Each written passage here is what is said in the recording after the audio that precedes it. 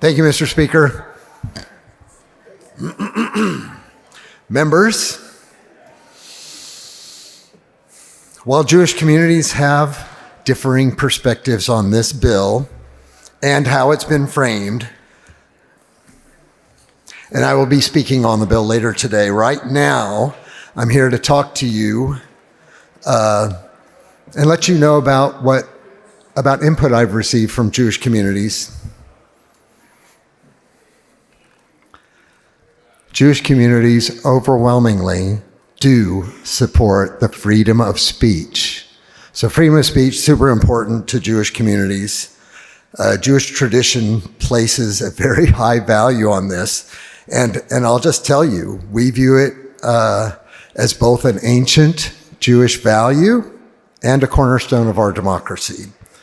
This includes the right to express opinions, even if they're controversial or unpopular. Now, Jewish tradition also recognizes the destructive potential of speech and emphasizes the importance of responsible communication. Members, I personally have serious concerns on this bill. I'm concerned especially for students expressing solidarity with Palestinians or criticizing Israeli government policies like I actually often do. And I feel certain that without this amendment to clarify the intent to preserve free speech, that these students may face discipline and even persecution for exercising their right to constitutionally protected speech. Members, that's why I feel so strongly about this amendment. And if you truly seek to support Jewish people, and I'm talking to all of you members, you will also support this effort to preserve our First Amendment rights. And I'm talking about our First Amendment rights and our traditional values. So I'm going to urge you to adopt this simple amendment. And Mr. Speaker? Ms. Zwiener, for what purpose? Will the gentleman yield for questions? In just a moment. Gentleman does not yield. Just a moment.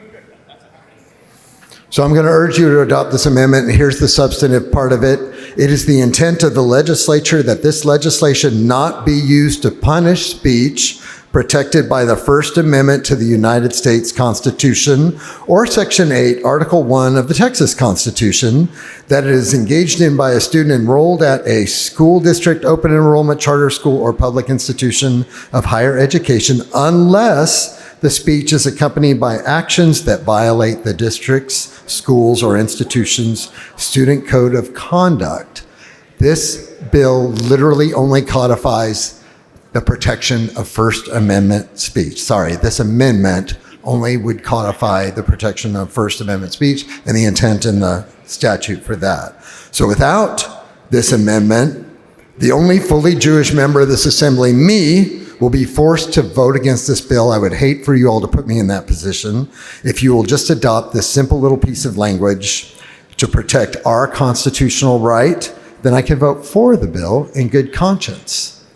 I respectfully move adoption. Mr. Now Speaker. I'll yield. Ms. Zwiener, for what purpose? Will the gentleman yield for some questions? Gentleman yield for questions. I do. Gentleman yields for questions.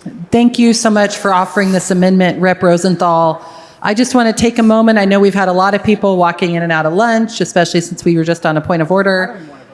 Did you say you are the only Jewish member of this body right now? I am bar mitzvahed and confirmed. And if anyone else, and I lived in Israel for a year, I'm not sure that makes any difference. If anyone else in this chamber can claim to be bar mitzvahed or more Jewish than me, please stand up and say so. So Representative Rosenthal, this issue of anti-Semitism is deeply personal to you then? It's deeply personal. So it's interesting when I see people talking on behalf of Jewish people everywhere, because there's one in the chamber. You could literally talk to me right here. And so Rep. Rosenthal, you said without this amendment, you're a no on this bill because you think it will do more harm than good. That's Is correct. that right? That's correct. But with this amendment, you can support this bill and encourage your colleagues to support it.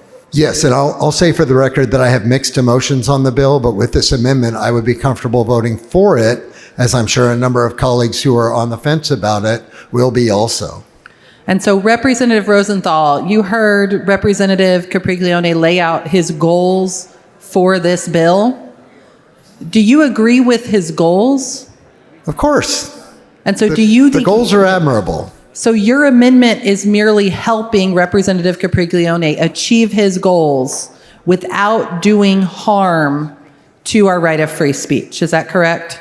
I would agree with that, yes. Okay. Well, thank you so much for bringing this amendment. I will be voting yes. Thank you.